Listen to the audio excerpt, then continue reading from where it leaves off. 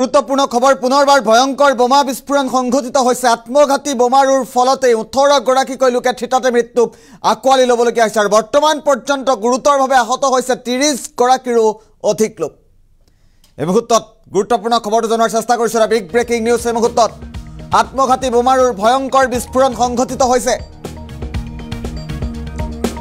এটা ডাঙৰ খবৰ বিস্ফোৰণত থিতাতে নিহত হৈছে 18 জনকৈ লোক থিতাতে 18 জনকৈ লোকৰ প্ৰাণহানি হৈছে বোমা বিস্ফোৰণৰ ফলত গুৰুতৰভাৱে আহত হৈছে 30 জনৰো অধিক লোক গুৰুত্বপূৰ্ণ খবৰ মুহূৰ্তত জনাৰ চেষ্টা কৰিছো বিবাহ অনুষ্ঠানত সংঘটিত হৈছে প্ৰথমে দুৰ্ঘটনাটো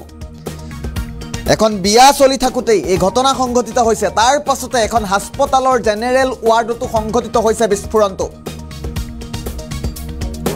উত্তৰ পূব নাইজেৰিয়াত বৰ্ণু ৰাজ্যত এই ভয়ংকৰ বিস্ফোৰণৰ ঘটনা সংঘটিত হৈছে অত্যন্ত গুৰুত্বপূৰ্ণ খবৰ এই মুহূৰ্তত জনাৰ চেষ্টা কৰিছো পুনৰবাৰ ভয়ংকৰ বিস্ফোৰণ সংঘটিত হৈছে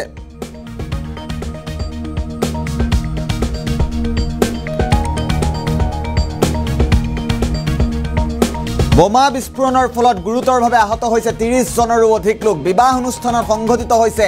এই দুৰ্ঘটনাটো এখন বিয়া চলি থাকোতে এই দুৰ্ঘটনা সংঘটিত হৈছে আৰু তাৰ পাছত এখন হাস্পতালৰ জেনেৰেল ৱাৰ্ডত সংঘটিত হয় বিস্ফোৰণটো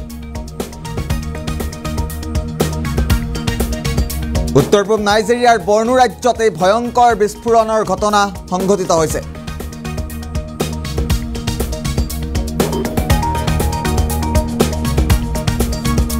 বিস্ফোৰণত থিতাতে নিহত হৈছে 18 জনকৈ লোক আমি ইতিমধ্যে উল্লেখ কৰিছো এটা ভয়ংকৰ বিস্ফোৰণ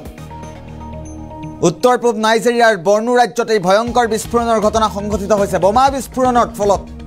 গুৰুতৰভাৱে আহত হৈছে 30 জনৰো অধিক লোক এক বিবাহ অনুষ্ঠানত সংঘটিত হৈছে এই দুৰ্ঘটনাটো থিতাতে 18 জনকৈ লোকৰ মৃত্যু হৈছে আৰু 30 গৰাকীকৈ অধিক লোকে গুৰুতৰভাৱে আহত হৈছে আৰু বৰ্তমান মুহূৰ্তত অশান্ত জৰ্জৰ পৰিৱেশে বিৰাজ কৰিছে হাহাকাৰ পৰিৱেশৰ সৃষ্টি হোৱা পৰিলক্ষিত হৈছে